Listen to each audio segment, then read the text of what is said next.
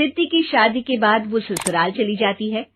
पीछे रह जाती है भाभी रानी। सिद्धि के ससुराल जाते ही भाभी कहती है, अरे वाह जी वाह, सारे कपड़े मेरे। हाय रे पैंट, अरे वाह वाह, मजा आ जाएगा। अरे ये सिद्धि की अलमारी के सामने खड़े होकर क्या बड़बड़ा रही है? जाकर देख मेहमानों को विदाई की मिठाई मिली कि नहीं।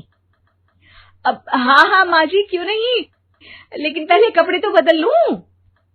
अब रानी आ जाती है सिद्धि के उन कपड़ों में जो वो ससुराल जाने से पहले घर छोड़ जाती है। अरे रानी, कुछ दिन रुक जाती। अरे ये तो सिद्धि बिटिया को मैंने ही दिया था, बड़ा ही फबता था उस पर, तुझ पर तो कुछ खास नहीं लग रहा। अब वो ना मेरे सारे कपड़े गीले थे तो सोचा पहन लूं।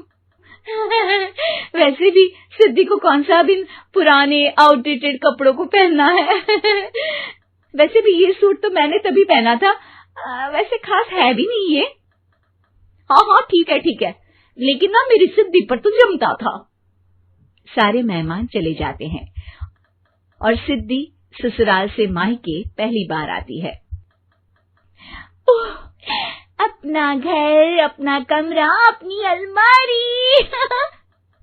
ये बोलकर जैसे ही सिद्धि अलमारी खोलती है तो सामने उसके कपड़ों की जगह कुछ और ही रखा होता है। माँ, ओ माँ, जरा कमरे में तो आना। सास और रानी वहां पहुंच जाते हैं। रानी ने पहनी होती है सिद्धि की जींस और टी शर्ट। अरे भाभी, ये क्या? ये तो मेरी बड़ी ही महंगी टी शर्ट है, इसे आपने घर में क्यों पहनी है? अरे बहुत मिलती है दीदी ये चौक की मार्केट में, 150 में। ओ भाभी प्लीज, ये एरोपोस्टल है, 2000 की एक टी शर्ट। ओहो, 2000 में तो दीदी 4 साड़ी आ जाए। अब क्या बोलूं? भाभी, ये मेरी अलमारी में छोटू के कपड़े, तो मेरे कपड़े कहाँ है? मेरी अलमारी में? अब दीदी आपको कौन से पुराने कपड़े पहनने थे? माना भाभी, लेकिन मैं जब घर आती तो यही सब पहनती ना। अरे तुम तो बड़ी कंजूस हो दीदी। खैर, वक्त आता है जब सिद्धि ससुराल के लिए रवाना हो रही होती है। अरे रानी, अंदर से सिद्धि का गिफ्ट ले आ, लड़की पहली बार ससुराल से मायके आई है। रानी अंदर जाती है और एक सिंपल सी साड़ी लेकर बाहर आ जाती है। ये लीजिए माँ जी। सास बेटी को गिफ्ट देकर ससुराल भेजती है। अगले दिन रानी एक सुंदर सी साड़ी पहनकर सामने आती है। अरे रानी, ये तो वो साड़ी है जो मैंने सिद्धि को देने के लिए दी थी जब वो ससुराल ले जाती, लेकिन ये तूने कैसे पहन ली? अरे माँ जी, ये साड़ी तो मुझे बहुत पहले से ही पसंद थी, लेकिन चिंता ना करिए, मैंने सिद्धि के लिए भी अच्छी सी साड़ी दी है। हाँ। तभी सिद्धि का फोन आता है। क्या माँ, कुछ अच्छा तो दिया होता ससुराल ले जाने के लिए। अरे पहले दिखा दिया होता।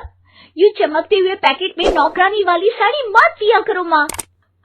अरे बेटे, वो तेरी भाभी ने ना गलती से उससे पैकेट बदल गया। हाँ, मैं कल ही तेरे भाई के हाथ से तेरा वाला पैकेट भेज दूंगी। अरे रहने दो माँ, आई एम श्योर भाभी ने अभी वही साड़ी पहनी होगी जो तुमने मेरे लिए रखी थी। तुम तो समझ नहीं पाई उनको। खैर छोड़ो, मैं ज्यादा बोलती अच्छी नहीं लगती, रहने दो, आपको उन्हीं के साथ रहना है, फिर बात करेंगे।